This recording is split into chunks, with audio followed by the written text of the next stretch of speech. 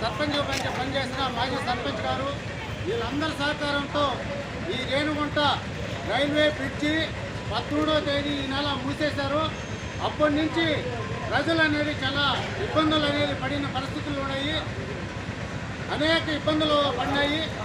ఈ road సాధించుకోవడానికి వామపక్షాలైన CPM, CPI పార్టీలు, అదేవిధంగా వైసీపీలో సంబంధించిన కొంతమంది ముఖ్యమైన నాయకత్వం, టీడీపీలో సంబంధించిన ఒక ముఖ్యమైన నాయకత్వం, అదేవిధంగా రేణుగుంట మాజీ సర్పంచ్ గారు, రేణుగుంటలో ఉన్న మీడియా వాళ్ళు ముఖ్యంగా మా పోరాటాన్ని నమ్మి ఈ పోరాటం మీ ద్వారానే ఈ రోడ్డు మార్గాన్ని కొత్తగా ఏర్పాటు చేయగలుగుతారు, మీరందరూ కూడా ముందు ఉండాలని చెప్పి కూడా వాళ్ళందరూ కూడా మా సపోర్ట్గా నిలబడిన మీడియా మిత్రులకి ప్రత్యేకంగా ధన్యవాదాలు తెలియజేస్తున్నాము.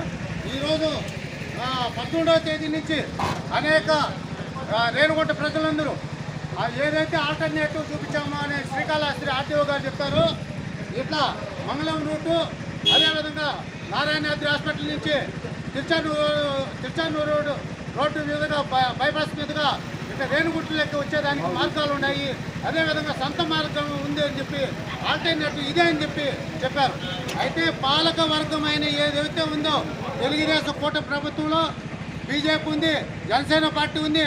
ఈరోజు రేణుగుంట ప్రజలకి రోడ్డు లేక అల్లాడి చచ్చిపోతూ ఉంటే వాళ్ళకు నిమ్మక నీరెత్తినట్టు అయ్యా కనుకిన దయ దాక్షిణ్యం లేదు. పోలీసు వాళ్ళు కూడా మా మీద కఠినంగా ఎవరిచ్చారు, అక్కడ ఏమైనా జరిగితే మీరు బాధ్యతుంటారా, మీ మీద కేసు పెడతామన్నారు.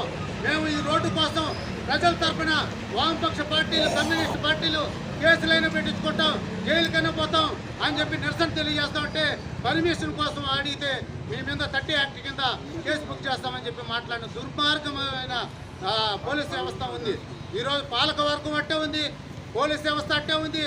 ఈరోజు గ్రామ పెద్దలు, వాహనదారులు అందరూ కూడా చాలా ఇబ్బంది పడుతున్నారని మేము చేస్తామంటే మా మీద ఈ విధంగా దుర్మార్గం ఎవరిచ్చారు. అందుకోసం ఈరోజు వాహనదారులు, ఇక్కడ ఉన్న గ్రామ పెద్దలు, ముఖ్యమైన అందరూ కూడా మాకు అండగా నిలబడారు. ఈరోజు ఈ రైల్వే బ్రిడ్జి గుండా అంటే 2వ బ్రిడ్జి గుండా ప్రత్యామ్నాయ రోడ్డు మార్గాన్ని ఏర్పాటు చేసేదానికి చిల్లి గవ్వ డబ్బు లేకుండా ఇక్కడ రోడ్డు మార్గాన్ని వామపక్ష పార్టీలు వేసాయంటే దీన్ని బట్టి మీరు అర్థం చేసుకోవచ్చు. అందుకు కమ్యూనిస్టు పార్టీలు ఈరోజు కేసులు భయపల్లా, జైలు పేదను భయపల్లా. ఇక్కడ సంవిధాన కార్యక్రమం అనగానే ఆర్పీఎఫ్ఓలు బెటాలియన్ అంతా ఇక్కడికి వచ్చి మమ్మల్ని అరెస్ట్ చేసేదానికి వచ్చారు.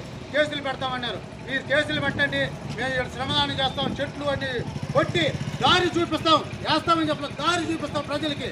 ఆ ప్రజలే దారి ఏర్పాటు చేసుకుంటారని చెప్పాం. అదే మాట మీద మేము కమ్యూనిస్ట్ పార్టీ నిలబడాం. ఈరోజు ప్రజలందరూ సహకారంతో జేసీబీకి తలా 2